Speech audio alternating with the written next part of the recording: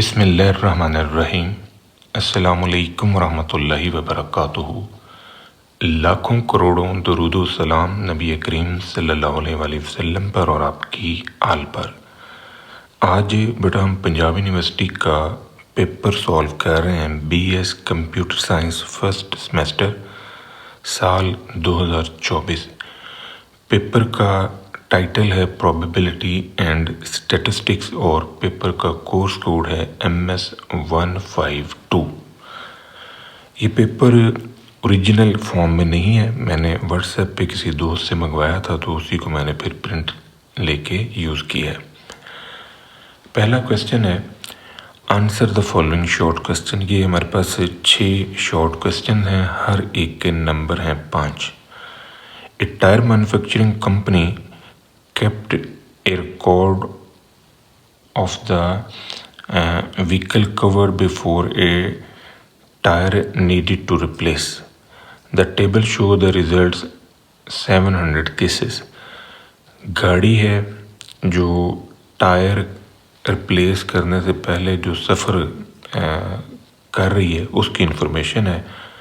कहते हैं कि if tyre is bought from this company, अगर आपने इस कंपनी से टायर परचेज़ किया है, what is the probability that it has to be replace after 4000 kilometre and 14,000 kilometre is covered by it.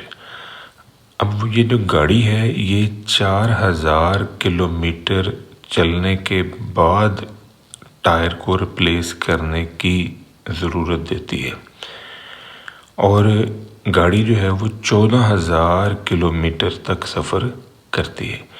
अब यहाँ पर जो इन्फॉर्मेशन है तो ये है डिस्टेंस 4000 से कम, 4000 से लेके 9000 तक, फिर 9001 से लेके 14,000 तक और फिर मोर देन 14,000।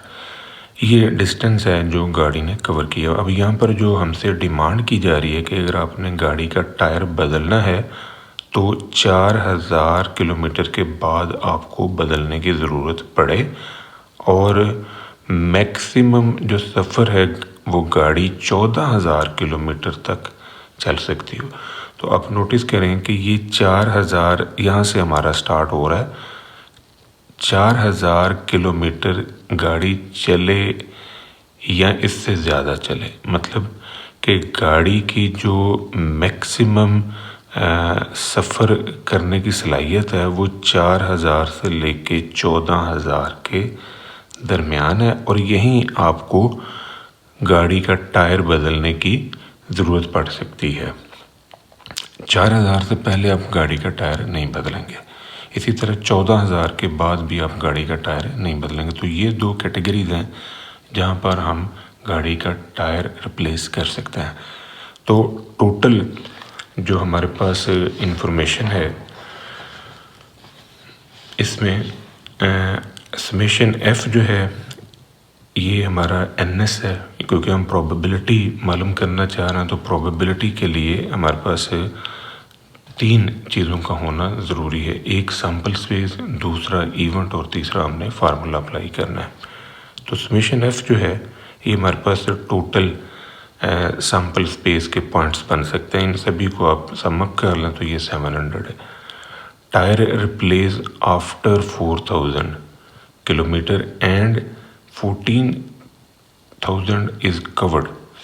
अब ये जो कैटेगरी है ये 2, इन दोनों को आप सम अप करेंगे, इन दोनों को सम अप करेंगे तो ये हमारा इवेंट A बन रहा है।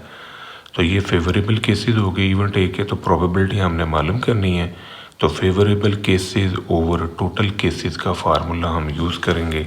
तो यहाँ पर हमारे पास जो आंसर आ रहा है वो है 350/700। तो ये 0.5 हमारा आंसर होगा required probability.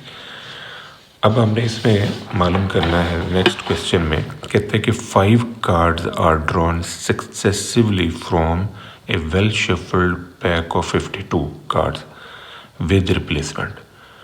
Determine the probability that only 3 card should be spades. अब इस क्वेश्चन के अंदर जो सबसे बुनियादी चीज़ है वो 2 बेसिक टर्म्स हैं जिनको आपने समझना है। एक तो ये सक्सेसिवली का लफ्ज़ है, सक्सेसिवली मीन कि आपने लगातार जो कार्ड्स हैं वो ड्रॉ किए, और विद रिप्लेसमेंट इंडिकेट कर रहा है कि आपने एक एक करके ड्रॉ किए हैं और जो कार्ड आपने निकाला उसको आपने फिर बीच में डाल दिया अगला कार्ड निकालने से पहले। तो यहाँ पर जो हमारे ट्रायल हैं वो इंडिपेंडेंट है, मतलब कि पहले ट्रायल का रिजल्ट दूसरे पर, दूसरे का तीसरे पर, तीसरे का चौथे पर इफेक्ट नहीं हो रहा। What is the probability only 3 card should B spade, के जो 3 कार्ड्स आपने निकालने हैं वो स्पेड के हों। अब आप नोटिस करें कि जो हमारे पास स्पेड के टोटल कार्ड्स हैं वो कितने हैं। तो स्पेड के जो टोटल कार्ड्स हैं वो हैं 13 और बाकी जो बचे वो 39 है और टोटल हो गए 52।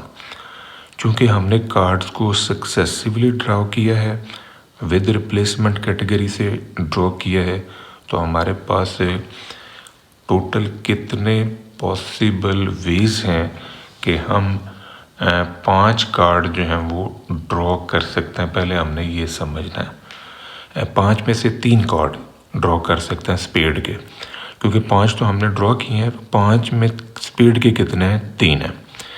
अब यहाँ पर ये चूँकि शॉर्ट क्वेश्चन है, अगर ये लॉन्ग क्वेश्चन होता तो फिर मैंने इसको ट्रायल्स की सूरत में करना था, क्योंकि इसके नंबर हैं 5। अगर 10 नंबर का होता तो फिर इसको हमने इस तरह इंडिपेंडेंट ट्रायल्स बना के करना था। ये टोटल 10 पॉसिबिलिटीज़ हैं जिनमें हम 3 स्पेड्स के कार्ड ड्रॉ कर सकते हैं। आप नोटिस करें कि मैंने एस एस एस और ऊपर ये डैश लगा दिया, यानी 5 में से 3 स्पेड के हैं और 2 नॉन स्पेड हैं। इसी तरह ये जो स्पेड के कार्ड हैं ये कहाँ कहाँ हम ड्रॉ कर सकते हैं। यह मैंने पहले 3 रखे हैं, इसमें मैंने 2 और फिर 2 नॉन स्पेड और फिर 1 स्पेड, यानी कि मैंने 10 पॉसिबल पॉइंट्स ड्रॉ कर लिए जिनकी मदद से हम 3 स्पेड और 2 नॉन स्पेड कार्ड ड्रॉ कर सकते हैं। चूँकि ट्रायल हमारे इंडिपेंडेंट है तो सारों का रिज़ल्ट जो है ये सेम ही आना है। तो इस वजह से मैंने इसको फार्मूले की मदद से सॉल्व कर लिया कि ये 5C3 है कि टोटल ऑप्शंस मेरे पास कितने बनेंगी। तो ये जो 5 कार्ड मैंने निकाले उन 5 में 3 स्पेड के हैं, ये पॉसिबिलिटीज हमारे पास आ गई 10। अब उनकी लोकेशंस क्या क्या है कि कहाँ कहाँ वो स्पेड्स के कार्ड ड्रॉ हो रहे हैं। ये टोटल 10 ऑप्शन है, इनमें से एक को मैंने सॉल्व किया तो उस आंसर को मैंने 10 से ज़रब दे दी, रिज़ल्ट हमारा सेम है। आप चाहे तो इसको मैनुअल 10 पॉइंट्स की सूरत में लिख के इनको काट के इसी तरह यानी इंडिपेंडेंट इवेंट की प्रोबेबिलिटीज़ की मदद से इनको ब्रेक करें और फिर इनकी कीमतें रख के आंसर ले लें, तब भी यही आंसर आना है।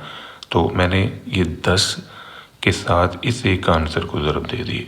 तो अब नोट करें कि पहला कार्ड अगर हमारे पास स्पेड आता है 13/52, इस कार्ड को हमने फिर बीच में डाल दिया, फिर हमने कार्ड ड्रॉ किया 13/52, फिर 13/52। आगे जो 2 कार्ड आ रहे हैं वो नॉन स्पेड हैं। नॉन स्पेड हमारे पास है 39 हैं, तो 39 में से 52 39 से बटा 52 और फिर 39/52। तो इनको आपने सॉल्व किया, इसको फिर 10 से ज़रब दी, तो ये हमारा रिक्वायर्ड आंसर है। मैनुअल करना चाहते हैं तब भी ये रिज़ल्ट मिलेगा। अब इसी क्वेश्चन को, ये पेपर में जो क्वेश्चन आया ये विद रिप्लेसमेंट का है, इसी क्वेश्चन को मैंने विदाउट से भी किया है कि अगर कभी ऐसा हो कि किसी पेपर में विदाउट से ये आ जाए इस तरह का क्वेश्चन, तो फिर आप कैसे करेंगे।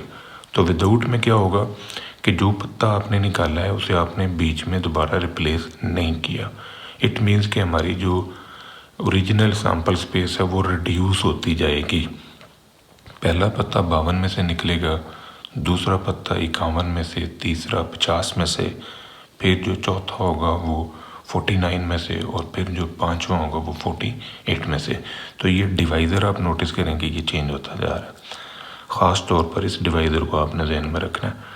अब ये चूँकि हमने किया है विदाउट रिप्लेसमेंट केस में, विदाउट रिप्लेसमेंट में का जो केस है, जो पत्ता निकलता जा रहा है वो बटे में आता जा रहा है। यानी पहला स्पेड निकला, पहला स्पेड इस शर्त पे कि 1 स्पेड निकल गया है, फिर स्पेड निकला इस शर्त पे कि 2 स्पेड निकल गए, फिर नॉन स्पेड निकला इस शर्त पे कि 3 आपके पास स्पेड पहले निकल चुके हैं, फिर नॉन स्पेड निकला इस शर्त पे कि 3 स्पेड और 1 नॉन स्पेड निकल चुका है। अब देखें कि 13 स्पेड के पत्ते हैं, 13 में से 13/52, क्योंकि 52 में से आपने एक पत्ता निकाला और वो स्पेड का है तो स्पेड के टोटल 13। अब एक पत्ता जब ये निकल जाएगा तो एक ऊपर से कम होगा, एक नीचे से कम होगा। इसी तरह फिर एक पत्ता आपने निकाला जो स्पेड का है तो एक ऊपर से कम, एक नीचे से कम। अब आगे 2 नॉन स्पेड आ रहे हैं, 2 नॉन स्पेड हैं। तो पहले आप के पास जो डिवाइडर था वो 50 है। अब 3 पत्ते निकलने की वजह से टोटल आपके पास रह गए हैं 49। अब 49 में से आपने नेक्स्ट कार्ड जो है वो ड्रॉ करना है। तो नॉन स्पीड 39 है, 39/49। फिर एक और काम करें तो 38/48। इन सारों को आप सॉल्व करें, सॉल्व करके 10 से ज़रब दे दें, ये हमारा रिक्वायर्ड आंसर होगा। अब दोनों आंसर्स को ज़रा ऑब्ज़र्व करें, ये वाला आंसर और ये थोड़ा सा इनमें फ़र्क है। वो जो फ़र्क आपको नज़र आ रहा है वो जस्ट सैम्पलिंग टेक्निक की वजह से आ रहा है, विद और विदाउट रिप्लेसमेंट के कॉन्सेप्ट की वजह से आ रहा है। नेक्स्ट हमारा क्वेश्चन है नंबर 3 है, if the standard deviation of data is 3.6 and each value of the data is divided by 3, then find a new variance and new standard deviation.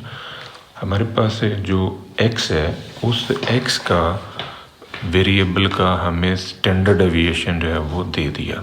ये हमारे पास x का स्टैंडर्ड डेविएशन है, इसका square ले लें on both side तो ये होगा वेरिएंस। अब कहता है जी एक नया वेरिएबल बनाएं जिसमें x की हर वैल्यू को आपने 3 से डिवाइड किया है। ये हमारे पास न्यू वेरिएबल आ गया। अब इस वेरिएबल की मदद से आप इसका वेरिएंस और स्टैंडर्ड डेविएशन निकालें।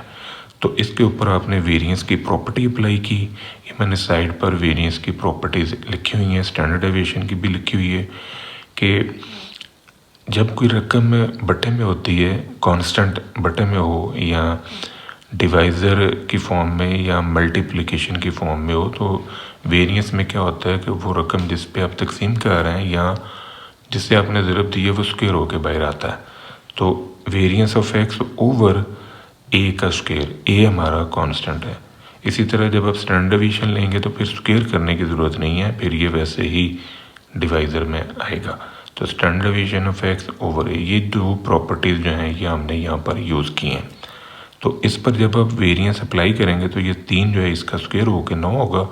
तो variance of x, variance of x हमारे पास है 3.6 का square.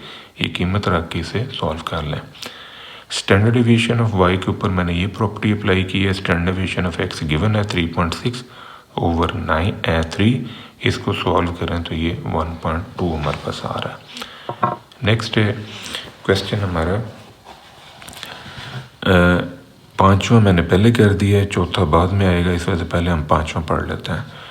Suppose you take out 2 cards from standard pack of 52 one after the other without replacement. The first card, what is the probability first card is ace of spade and the second card is a heart card? आपने ताश के 2 पत्ते निकाले, one after the other mean एक के बाद दूसरा, यानी एक एक करके निकाले। और यहाँ पर कंडीशन ये है कि जो कार्ड आपने पहले निकाला है उसको आपने बीच में नहीं डाला। ये विदाउट रिप्लेसमेंट का क्वेश्चन है। ऊपर आपने यही क्वेश्चन जो है एक विद रिप्लेसमेंट कैटेगरी में किया है, ये वाला विद रिप्लेसमेंट के साथ ये आप कर चुके हैं। अब यहाँ पर ये विदाउट रिप्लेसमेंट कैटेगरी में आ गया। कहता है कि पहला पत्ता जो निकलना चाहिए वो एस का पत्ता हो और वो एस स्पेड का होगा, और दूसरा पत्ता जो है वो हार्ट कार्ड होना चाहिए। अब आप नोटिस करें कि हमारे पास जो स्पेड के अंदर एस का पत्ता है वो 1 है, यानी स्पेड में एक ही कार्ड एस कैटेगरी का है। हार्ट कैटेगरी के टोटल 13 है, तो इन दोनों को जमा करें तो 52 में से आप निकाल दें तो बाकी 38, टोटल कार्ड हमारे 52 हैं। 52 में से आपने ये 14 माइनस किए तो 38 आ गया। अगर हमारी सैम्पलिंग विदाउट रिप्लेसमेंट है, यानी एक एक करके हमने पत्ता निकाला। फर्स्ट कार्ड जो है वो ace of spade, second card is heart. मैं दोनों कैटेगरी से इस क्वेश्चन को सॉल्व करूँगा, विदाउट से भी और विद से भी। विद से पेपर में क्वेश्चन नहीं आया, लेकिन आपको जस्ट कॉन्सेप्ट देने के लिए मैं सैम्पलिंग विद रिप्लेसमेंट भी यूज़ कर रहा हूँ। अब ये चूँकि विदाउट रिप्लेसमेंट कैटेगरी है, पहले पता निकला ace of spade, ace of spade, फिर पता निकला हार्ट का, इस शर्त पर कि एस ऑफ स्पेड निकल चुका है। ये जो बटे में ए है, ये कंडीशन है कि आपने पहले एक पत्ता निकाल दिया, और ये विदाउट रिप्लेसमेंट ट्रायल की वजह से है। पहला पत्ता हमारा निकला एस ऑफ स्पेड, तो 1/52। अब दूसरा पत्ता ये आना चाहिए, तो 13 बटा, यहाँ पर एक कम हो चुका है क्योंकि एक आप पहले निकाल चुके हैं, तो यहाँ पर 13/51 होगा, 13/51 ये आ गया। इसको सॉल्व करें, ये आंसर। अब यही क्वेश्चन अगर विद रिप्लेसमेंट कैटेगरी में होता, तो विद रिप्लेसमेंट कैटेगरी में हमने ट्रायल्स की सूरत में जो रिजल्ट्स बन रहा है वो इंडिपेंडेंट है, यानी दोनों ट्रायल हमारे इंडिपेंडेंट है। फर्स्ट ट्रायल का दूसरे पर कोई इफ़ेक्ट नहीं है। पहले आपने पता निकाला एस ऑफ स्पेड, तो 1/52, ये पता आपने फिर बीच में डाल दिया। अब आपने फिर दूसरा पता निकाला, तो 13 आपके पास हार्ट के कार्ड हैं, उनमें से आप एक ले रहे हैं, तो 52 टोटल हैं, क्योंकि जो पता निकाला था वो फिर बीच में मिक्स हो गया, तो 13/52। इन दोनों को मल्टीप्लाई करवा लें, ये आपका रिक्वायर्ड आंसर। दोनों में देखिए थोड़ा सा फ़र्क नज़र आ रहा है चौथे डिजिट पे। चौथे डिजिट पे जो मार्जिन आ रहा है, ये सैम्पलिंग टेक्निक की चेंज होने की वजह से आ रहा है। नेक्स्ट है क्वेश्चन नंबर 4 है, let X be a continuous random variable with PDF 1/x⁴, और x जो है वो 1 या 1 से बड़ा है। Find the variance of x, तो आपने x का वेरिएंस जो है ये आपने मालूम करना है। अब आप नोट करें कि ये हमारा कंटिन्यूस रैंडम वेरिएबल है x, जिसका PDF हमें दिया गया है 1/x⁴ में, और इसकी लेंथ है x greater than equal to 1। It means कि आपका जो वेरिएबल है वो 1 to इन्फिनिटी वर्क कर रहा है। इससे x⁴ को ऊपर शिफ्ट कर लें तो ये x⁴ होगा -4। अब यहाँ पर मैंने ये फार्मूला इंटीग्रेशन का यूज़ किया है कि x⁴n और f(x⁴n) और f(x) का डेरिवेटिव अगर आगे पड़ा हुआ है तो यहाँ पर पावर में हम 1 प्लस करके और डिवाइड भी कर सकते हैं n+1, यानी पावर पे। तो आप नोट करो कि ये x जो है इसका डेरिवेटिव होता है 1, तो इसका 1 आगे अगर नज़र आ रहा है तो फिर आप इसके ऊपर ये फार्मूला अप्लाई करेंगे। फर्स्ट ऑफ ऑल हमने निकालना है इसका मीन। तो मीन जो है by definition continuous random variable का mean x × f(x) dx -∞ to plus. -∞ की जगह पर हम लिखेंगे 1 और +∞ प्लस ही होगा। इसी तरह एक्सपेक्टेड वैल्यू ऑफ x² है, तो -∞ टू इन्फिनिटी, यहाँ पर हम लिखेंगे 1। अब इन दोनों को हमने सॉल्व करना है, तो यहाँ से एक कट जाएगा, बाकी बचेगा x⁴3, ये ऊपर जाएगा तो x⁻³ हो गया। इसी तरह यहाँ से कटेगा तो x⁻²। अब इनके ऊपर हमने ये फार्मूला जो है ये अप्लाई करना है। x का डेरिवेटिव 1 है, तो ये 1 आपको आगे नज़र आ रहा है। अब इसके ऊपर पावर फार्मूला अप्लाई करें, -3 + 1 ओवर -3 + 1, सेम -2 + 1 ओवर -2 + 1।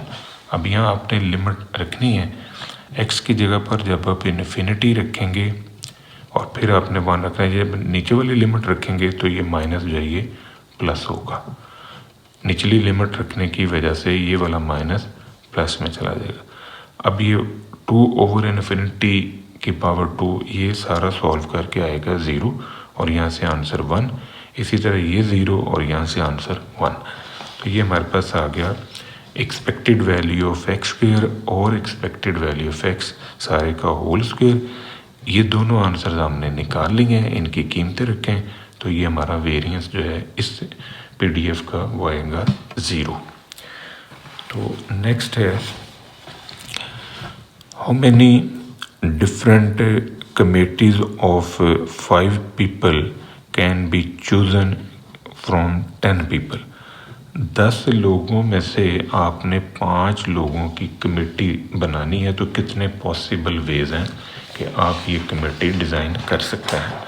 तो अब आप नोटिस करें कि आपके पास जो टोटल लोग हैं वो हैं 10। इन 10 में से आपने 5 निकालना है। तो चूँकि ये कमेटी है, आपने एक एक करके लोग नहीं निकालने, बल्कि आपने 5 इकट्ठे निकाले, यानी आपने 10 नाम लिख लिए। 10 नाम लिख के आपने एक बाउल में डाले और उस बाउल में से आपने 5 नाम निकाल लिए। ये कमेटी आप बना रहे हैं। तो यहाँ पर हम लगाएंगे कॉम्बिनेशन, क्योंकि इकट्ठे निकले in form of group. Combine का लफ्ज़ जो है ना, यहाँ पर आपने ध्यान में रखना कि 5 आपने इकट्ठे निकाले। तो जहाँ पर आप एक एक करके नंबरिंग करेंगे या एक एक करके लोग निकालेंगे, वहाँ पर परमुटेशन अप्लाई होगा, क्योंकि वहाँ पर एक डेफिनेट ऑर्डर आएगा। और यहाँ पर क्या है कि आपने 10 में से 5 इकट्ठे निकाले, यानी कम्बिनेशन में आप काम कर रहे हो। तो ये आपके पास NCR का जो फार्मूला है ये हम यूज़ करेंगे। अब इसमें n का फैक्टोरियल ओवर r का factorial into n minus r का फैक्टोरियल, ये फार्मूला जो है ये हमने यूज़ किया। तो ये 10C5, इसको हम लिख सकते हैं 10 का फैक्टोरियल ओवर 5 का फैक्टोरियल इंटू 10 माइनस 5 का होल फैक्टोरियल। अब इस सारे को आपने सॉल्व करना है, तो ये हमारे पास रिक्वायर्ड आंसर जो है ये आ देगा 252। यानी 252 पॉसिबल वेज हैं जिनकी मदद से हम 10 में से 5 लोगों की कमेटी जो है वो बना सकते हैं। अब हम आते हैं लॉन्ग क्वेश्चन पे। लॉन्ग क्वेश्चन में A traffic control engineer reports 75% of the vehicles passing through a checkpoint are from within state। यानी जो 75% व्हीकल्स हैं जो किसी भी चेक पॉइंट से पास कर रही हैं वो विद इन स्टेट हैं, यानी मुल्की कह लें या रियासती व्हीकल्स हैं। What is the probability that fewer than 4 of next 9 vehicle are from out state.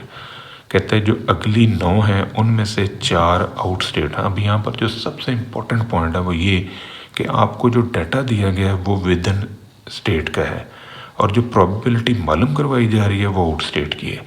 तो हमने सबसे पहले इससे P निकालना है जो कि आउट ऑफ स्टेट का होगा। तो यहाँ पर आप नोटिस करें कि जो विद इन स्टेट है उसकी प्रोबेबिलिटी है 75%। तो आउट स्टेट क्या होंगे, टोटल प्रोबेबिलिटी 1 होती है, 1 में से 75 आप निकाल दें तो ये 25% आ गया। ये आपका Q है और ये आपका P है, क्योंकि हमारा जो इंटरेस्ट है वो आउट स्टेट में है। तो जिसमें हमारा इंटरेस्ट है उसको हम P कह रहे हैं। तो आउट स्टेट P है, तो विद इन स्टेट जो है वो Q हो गया। 9 व्हीकल्स को आपने ऑब्जर्व करना है, तो इन 9 में से 4 से कम है fewer than का मतलब कि 4 से कम व्हीकल्स हैं जो आउट स्टेट हैं। तो x हमारे पास जो वेरिएबल है ये नंबर ऑफ व्हीकल्स को शो कर रहा है जो आउट स्टेट हैं। बाइनोमियल डिस्ट्रीब्यूशन हम यहाँ पर यूज़ कर रहे हैं। इस फंक्शन के अंदर NPQ की ये कीमतें जो हैं ये आपने रखनी है, PQ की और N की कीमत यहाँ पर रखने से ये फंक्शन हमारा आ गया। अब हमने प्रोबेबिलिटी निकालनी है लेस देन 4 में 0, 1, 2 और 3 आ रहा है। यहाँ पर x की जगह 0 रखें और उसे सॉल्व करें, ये आंसर। x की जगह पर 1 रखें उसे सॉल्व करें तो ये आंसर। x की जगह पर 2 रखें उसे सॉल्व करें तो ये आंसर। x की जगह पर 3 रखें और उसे सॉल्व करें तो ये आंसर। इन सभी को सम अप कर लें तो ये हमारा रिक्वायर्ड आंसर होगा। सेकंड क्वेश्चन है,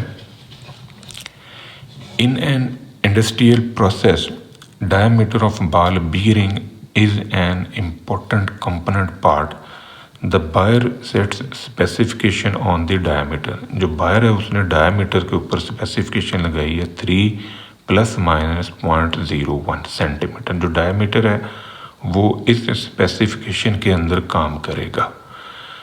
the implication is that no part falling outside these specification will be accepted.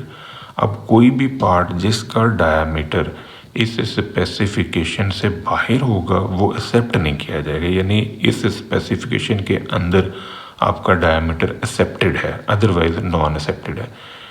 It is known that in the process of diameter of ball bearing has a normal distribution with mean this 3 और standard deviation जो है 0.005 on the average. How many manufactured ball bearings will be scrapped, कितने हैं ball बीयरिंग्स जो scraped होंगे यानी reject कर दिए जाएंगे। अब आप नोटिस करें कि यहाँ पर जो हमें इंफॉर्मेशन दी गई है स्पेसिफिकेशंस के हवाले से, तो ये हमारे पास स्पेसिफिकेशन है। इन स्पेसिफिकेशंस के अंदर ये वर्क कर रहा है, तो इनको अगर आप सॉल्व कर लें तो ये 2.99 से लेके 3.01, एक दफ़ा माइनस किया है 0.01 को, एक दफ़ा प्लस किया, ये आंसर, ये हमारी स्पेसिफिकेशन आ रही है। इसके अंदर वर्किंग है, इससे बाहर नॉन वर्किंग है। म्यू दिया हुआ है, सिग्मा दिया हुआ है, तो ball bearing will be accepted if and only if, इस कैटेगरी के अंदर बॉल बीयरिंग जो है वो एक्सेप्टेबल है। तो इसको आपने सॉल्व कर लेना है। इसको जब आप सॉल्व करेंगे तो इसको जी में मैंने शिफ्ट किया है, जी में शिफ्ट करने से ये मेरे पास आंसर आ गया। जी बनाने के लिए हम फार्मूला यूज़ करते हैं x minus mu over sigma, standardised variable x minus mu over sigma. तो इसमें से मीन निकाला और सिग्मा पे डिवाइड किया, मीन निकाला सिग्मा पे डिवाइड किया, मीन निकाला सिग्मा पे डिवाइड किया, ये हमारा जी है। तो इसको सॉल्व करें तो -2 है, इसको सॉल्व करें तो +2 है। अब ये प्रॉबिलिटी हमने मालूम करनी है। स्टैंडर्ड नॉर्मल क्यूमुलेटिव टेबल जो है उसमें से मैंने ये 2 और -2 की वैल्यू को देखना है। ये मेरे पास डॉक्टर अफजाल बेग साहब का ये टेबल है जो मैंने यूज़ किया है। -2.0 को 0 पे देखें तो ये आंसर आ रहा है। इसी तरह जब आप +2 को देखें तो 2.0 को 0 पे देखें तो ये आंसर, इन दोनों को आप सॉल्व करें तो ये हमारे पास रिक्वायर्ड आंसर आ रहा है। अब ये है प्रोबेबिलिटी एक्सेप्टेंस के लिए जो हम यूज़ करेंगे। तो रिजेक्शन के लिए क्या होगी कि अगर आपका जो बॉल बीयरिंग है वो उस रेंज से बाहर निकल जाए। अब टोटल प्रोबेबिलिटी 1 है, तो 1 में से आप ये जो एक्सेप्टेंस की प्रोबेबिलिटी है ये निकाल दें तो बाकी आपके पास जो है वो रिक्वायर्ड प्रोबेबिलिटी आ जाएगी जो रिजेक्शन की है। तो रिजेक्शन की प्रोबेबिलिटी जो है उसको मैंने परसेंटेज की सूरत में फिर इस तरह लिख दी है। नेक्स्ट ये लास्ट क्वेश्चन है। अब इस क्वेश्चन में आपको जो डाटा दिया गया है इसमें से आपने फर्स्ट 4 मोमेंट्स निकालने हैं और फिर मेजर ऑफ सिक्यूनेस मालूम करना है और इंटरप्रेट द रिजल्ट्स। अब मेजर ऑफ सिक्यूनेस जो हम मालूम करेंगे वो मूवमेंट मेजर ऑफ सिक्यूनेस होगा, क्योंकि पहले उसने आपसे मूवमेंट्स अबाउट मीन निकलवाए। यहाँ पर हम बोलिस सिक्यूनेस या पियर्सन सिक्यूनेस नहीं यूज़ करेंगे। अब ये जो डाटा हमें दिया गया है इस डाटे के ऊपर सबसे पहले जो हमने काम किया है वो ये कॉलम्स मैंने बनाए हैं। मैंने इस x को इस f से ज़रब दी, फिर x का स्क्वायर लेके इस f से ज़रब दी, x की पावर 3 करके f से ज़रब दी, x की पावर 4 करके फिर इस f से मैंने मल्टीप्लाई किया, तो ये मेरे पास 4 कॉलम जो हैं ये खुल गए। ये चारों कॉलम्स मैंने बनाए हैं मूवमेंट्स अबाउट ओरिजिन के लिए। इनको सम अप करें, सम अप करके जो आंसर्स हैं इनको आपने इन फार्मूलाई के अंदर जो है वो शिफ्ट करना है। इन फार्मूलों के अंदर आप ये वैल्यूज़ रखें तो ये 4 हमारे पास आ जाएंगे मूवमेंट्स अबाउट ओरिजिन। अब इन मूवमेंट्स अबाउट ओरिजिन की मदद से हम निकालेंगे मूवमेंट्स अबाउट मीन। तो मूवमेंट्स अबाउट मीन के ये नेक्स्ट 4 फार्मूले हम यूज़ करेंगे स्मॉल m की फॉर्म में। पहला मोमेंट सेंट्रल होता है ये 0, दूसरा मोमेंट जो है ये वेरिएंस है m2 माइनस m1 का स्क्वायर। इनकी कीमतें रखेंगे, आप निकाल चुके हैं मोमेंट्स अबाउट ओरिजिन, ये आंसर आ गया। थर्ड मोमेंट के लिए हम ये फार्मूला यूज़ कर रहे हैं, ये मोमेंट्स अबाउट ओरिजिन हमने निकाले हैं, इनकी कीमतें रखें तो ये आंसर। नेक्स्ट है फोर्थ मोमेंट अबाउट मीन, इसके लिए हम ये फार्मूला यूज़ करेंगे। अब इसमें कीमतें रखते हैं, ये रिक्वायर्ड आंसर। अब हमने निकालना है मोमेंट रेशियोज। तो मोमेंट रेशियोज के लिए m4/m2 का स्क्वायर, ये हमारा β2 है, इसको मेजर ऑफ कर्टोसिस कहते हैं, जो डिस्ट्रीब्यूशन की नॉर्मेलिटी का आइडिया देता है। m3 का स्क्वायर ओवर m2 का क्यूब, ये हमारा मोमेंट मेजर ऑफ सिक्योरनेस है। तो इससे हमें डाटे की सिमेट्री का पता चलता है। ये m4, m2, m3 की कीमतें हमने अभी निकाली हैं, वो कीमतें यहाँ पर पुटअप करें।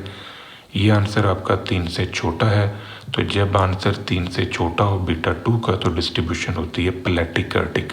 अगर 3 से बड़ा होता तो लेप्टोकर्टिक, अगर 3 के बराबर होता तो मीसोकर्टिक। β1 जो है ये आपका 0 से बड़ा आ रहा है, तो ये पॉजिटिव सिक्यूड डिस्ट्रीब्यूशन को इंडिकेट कर रहा है। तो हम इंटरप्रेट कर सकते हैं रिजल्ट्स, अगर β1 को स्टडी करें तो डिस्ट्रीब्यूशन पॉजिटिव सिक्यूड है, अगर β2 को स्टडी करें तो β2 3 से छोटा है तो डिस्ट्रीब्यूशन हमारी प्लेटिकर्टिक होगी। ये था बेटा आज का हमारा टॉपिक, जिसमें हमने 2024 का BSCS प्रोबेबिलिटी स्टैटिस्टिक्स का पेपर सॉल्व किया। दुआ में याद रखिएगा, इंशाल्लाह अगली वीडियो के साथ फिर हाजिर होंगे। फी अमान अल्लाह।